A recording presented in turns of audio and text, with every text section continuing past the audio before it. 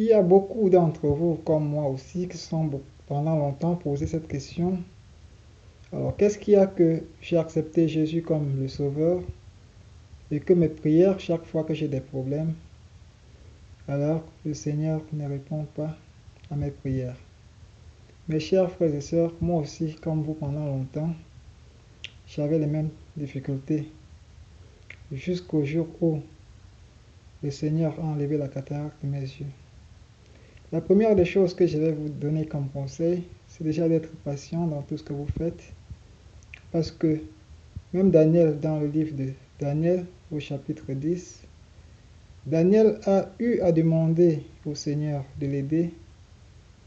Alors, l'ange a fait 21 jours avant d'atteindre Daniel. Et quand l'ange est arrivé, il a dit à Daniel, Daniel, au même instant où tu as envoyé ta prière, le Seigneur a réussi et m'a envoyé. Mais la bataille était très rude avec le roi perse. Il a fallu l'intervention de notre chef Michel pour que j'arrive ici. Donc si vous allez dans le livre de Daniel au chapitre 10, vous allez voir ce que je viens de vous dire. Donc mes chers frères et sœurs, soyez un peu patients quand vous demandez à Dieu. Alors ça c'est de 1. De 2, votre prière peut ne pas marcher pour plusieurs raisons. Une des raisons majeures, c'est que souvent, on pense que on est déjà en communion avec Dieu juste parce qu'on a accepté le Seigneur Jésus. Non, ça ne suffit pas. Accepter Jésus, c'est le commencement. Accepter Jésus comme sauveur, c'est s'aimer la graine. Dès lors que vous avez sémé la graine, il faut arroser cette graine pour qu'elle puisse pousser. Alors, comment l'arroser? C'est à travers la lecture de Dieu. C'est à travers la Bible. Alors, il y a que quand nous disons qu'on a accepté le Sauveur Jésus, il faut que cette acceptation soit du fond du cœur. Il ne faut pas accepter Jésus pour plaire, dire qu'on a accepté Jésus pour plaire à Dieu seulement. Il faut que ça vous vienne du fond du cœur. Il faut que ça vous vienne vraiment du fond du cœur. Alors, dès lors que vous l'avez accepté, dès lors que vous avez la foi, alors l'Esprit Saint s'installe en vous. Alors, quand l'Esprit Saint s'est installé en vous, alors votre manière de faire les choses doit changer, votre manière de penser doit changer. Vous êtes une nouvelle créature. Votre langage doit changer. Parce que l'Esprit Saint qui est en vous est positif. Tout ce qui vient de Dieu est bon. Et puisqu'il y a l'Esprit Saint en vous, vous devez faire comme Dieu, respecter ses commandements, respecter ses enseignements. Si vous allez dans le livre des Proverbes au chapitre 3, au tout premier verset, le Seigneur vous dit, « Mon fils, n'oublie pas mes enseignements et que ton cœur garde mes commandements. » Alors, toujours dans Proverbe 3, au verset 5, le Seigneur nous dit, n'utilisez pas votre intelligence. N'utilisez pas votre intelligence, mais mettez Dieu en première position. N'utilisez pas votre intelligence pour faire les choses. Utilisez plutôt l'Esprit Saint pour faire les choses. Ça veut dire avec l'Esprit de Dieu. Donc, posez-vous toujours la question. Alors, est-ce que mes choses ne marchent pas parce que je ne respecte pas les commandements de Dieu? Ou je respecte les commandements de Dieu et que mes choses ne marchent toujours pas? Alors, si vous ne respectez pas les commandements de Dieu, alors vos choses peuvent ne pas marcher. Si vous respectez les commandements de Dieu et que vous ne voyez pas les résultats tout de suite, alors comme Daniel, soyez juste un peu patient, le Seigneur est en train de travailler en votre faveur. Soyez patient. Lisez la parole de Dieu. Soyez en communion avec Dieu. Ne vous découragez pas. Ne soyez pas détournés. Je prends toujours comme mon expérience. Pendant longtemps, j'allais à l'église, je lisais la Bible, mais je ne respectais pas les commandements de Dieu.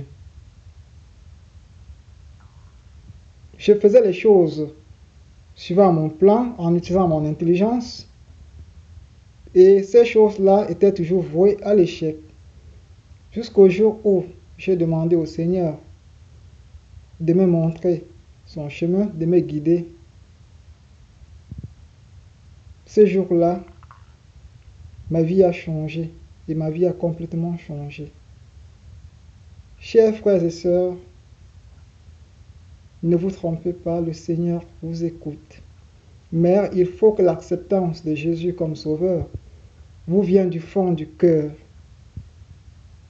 Et quand cela vous vient du fond du cœur, rassurez-moi, que vous voulez ou pas, s'il y a n'importe quel handicap qui empêchait votre succès, alors ces choses-là vont se dégager de votre chemin progressivement. Si autrefois vous étiez peut-être addict d'alcool, vous allez vous rendre subitement que vous avez arrêté. Si vous étiez quelqu'un qui, avec l'amour pour l'argent, vous verrez que l'argent pour vous n'est plus qu'un papier et vous verrez comment les choses seront en votre faveur. Tout vous réussira. Respectez les commandements de Dieu, mes chers frères et sœurs. Respectez-les. Ça peut sembler difficile au départ, mais dès lors que vous obéissez un tout petit peu le Seigneur, il vous arrose des bénédictions. Il y a l'Esprit Saint qui nous parle, qui travaille en notre faveur dès lors qu'on a accepté Jésus. C'est maintenant à nous de travailler, de mûrir, de grandir avec le Seigneur à travers la Bible, de grandir avec lui à travers les prières. Il y a des prières de délivrance, des confessions. Quand on est né de nouveau, les paroles négatives ne doivent plus sortir de notre bouche, car l'Esprit Saint est positif. Mais l'ennemi a toujours tendance à nous détourner. Mais c'est à nous de savoir ce que nous recherchons. Et ainsi, mes chers frères et sœurs, croyez-moi, si vous faites comme ça, vous allez voir les bénédictions. Vous allez voir que il est possible de soulever les montagnes avec la parole de Dieu.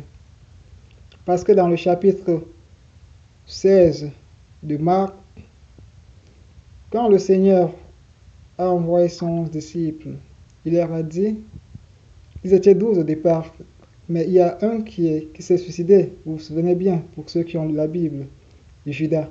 Donc quand le Seigneur a ressuscité, il n'avait plus que 11 disciples. Donc avant de monter aux cieux, il a réuni ses 11 disciples et leur a dit, allez et prêchez la bonne nouvelle. Ceux qui m'accepteront comme sauveur et seront baptisés auront la vie éternelle. Alors il y aura d'autres signes qui vont suivre. Parmi ces signes, ceux-là qui auront cru imposeront des mains sur les malades et les guériront. S'ils boivent n'importe quelle boisson dangereuse, ils n'en mourront pas. Pour ne citer que ces deux éléments. Comme pour dire, frères et sœurs, quand on est avec le Seigneur, tout est possible en bien. Donc ne vous dites pas que votre cas est désespéré, ou bien que ce que vous demandez à Dieu, vous ne l'aurez jamais. C'est la manière de demander.